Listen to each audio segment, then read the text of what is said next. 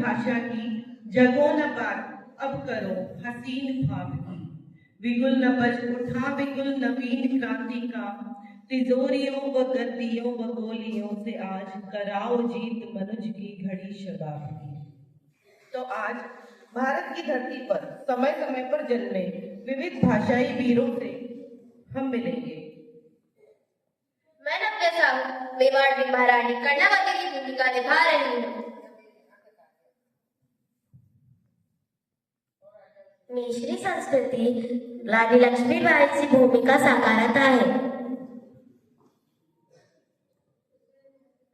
मैं रुद्रेश पटेल आज भगत सिंह की भूमिका निभा रहा हूँ।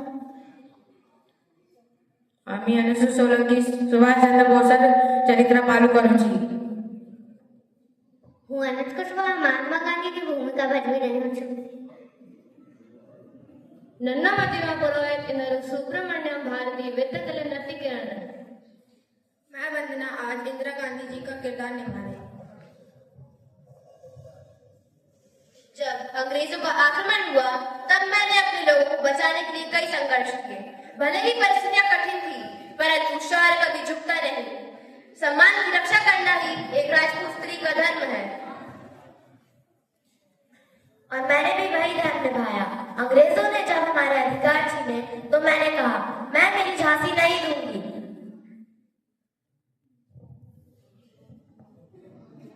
हमने रानी लक्ष्मीबाई वीरांगनाओं से प्रेरणा पाई है। हमने कहा इनकलाब जिंदाबाद।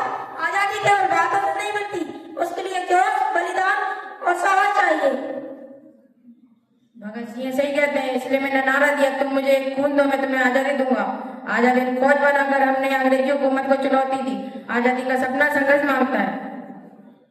तुम सबने बलिदान दिया पर मैंने सत्य और अहिंसा का मार्ग चुना। अहिंसा ही मनुष्य की सबसे बड़ी शक्ति है।